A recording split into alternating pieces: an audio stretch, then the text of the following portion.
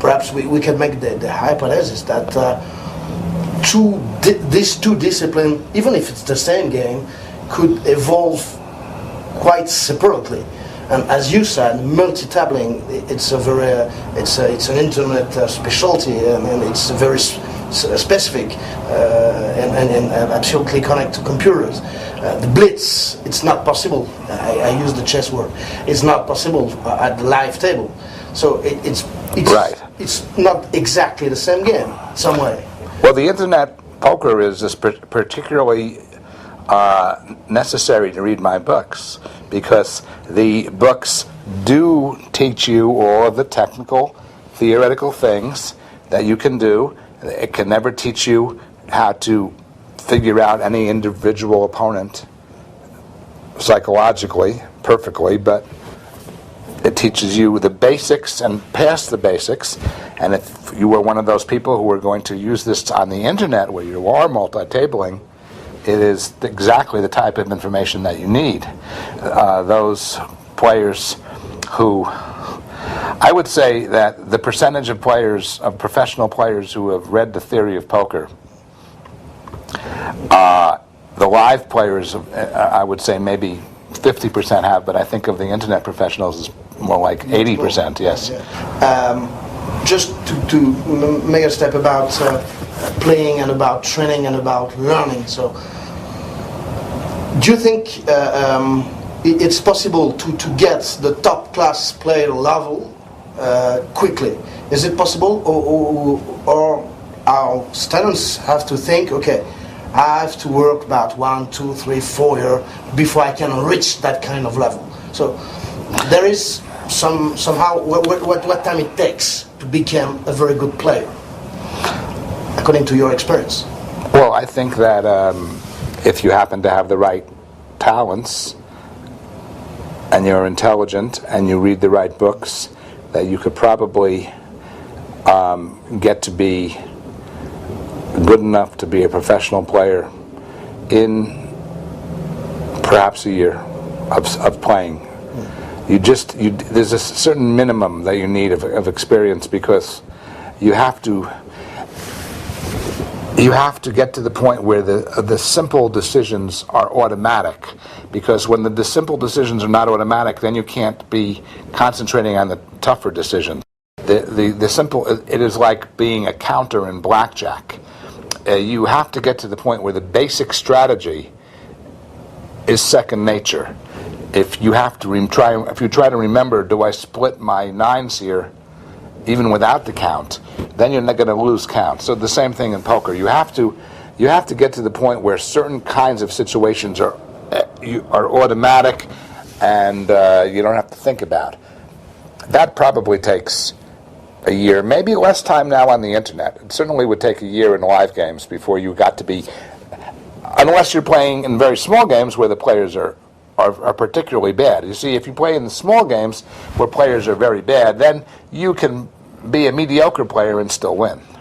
But if you want to get to the point where you have a chance of winning $100,000 or $200,000 or $300,000 a year, I don't think anybody should think they can get there in less than at least a year of moving up the ladder and training. Okay. When we listen to you, when we read your books, poker seems to be a rocket science. There is other poker author that talk about and explain that poker is also a matter of courage, a matter of a good poker player had to be brave. So brave, this is not something rational. What do you think about that kind of statement? The only time where that could maybe be true would be no limit deep stack games, where somebody has to make a decision for a significant amount of money. Certainly in the limit poker, it's not true at all. It's just, you just do what you know you should do. Each individual bet is meaningless in the whole scheme of things. If you're playing very high no limit, where every once in a while you have to be able to make a serious decision to call, for instance, with only one pair, a very big bet, or possibly to bluff for a very big amount. If you don't have the courage to take that risk, then you can't be playing, because you have to be able to do it. The only thing is that you can teach yourself to do it without having to be brave. For instance, a computer could be programmed to play no-limit poker and to make big bluffs, and it's not going to bother him.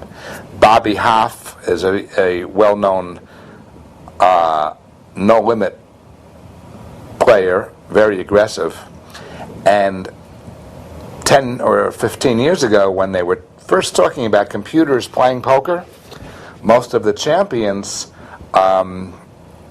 said there will never be a computer that plays great poker. Bobby Hoff disagreed, but he didn't disagree because he was a computer expert. He said, I need to know, I wouldn't like to play against somebody that when I make a big bet, he's not going to worry about paying his rent with this bet, meaning a computer.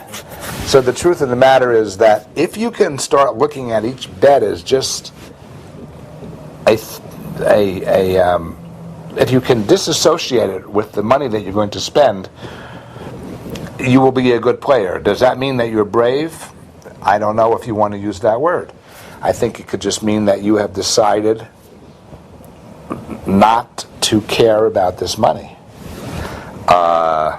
There's just few players that we can hear about them that they are fearless, but they are fearless because perhaps they don't care about money, because it's not their money, because they are financed by other guys or things like that. So it's not the key to be a good player, to be fearless. Well, any professional gambler, even the ones who are considered timid, somewhat timid, aren't really timid. For instance, if you went up to a conservative gambler and you said, I will flip a coin, and if it's heads, you give me $1,000, and if it's tails, I'll give you $2,000. Every single professional gambler would say yes. If you went down on the street and you said that to somebody, 90% of people would say no. 90%. So even timid professional gamblers are much more fearless than average people. They know how to count. Because they understand the... Now, if you had changed it to, I'll flip a coin and I'll give you 2,100 if you win and you give me 2,000 if you lose, now some of the gamblers might say no. And the fearless ones would say yes. Some of those fearless ones, though, are not just fearless, they are something else. They are stupid. So because sometimes you should have fear if the amount that you're gambling and the edge that you have are not in relation to your bankroll.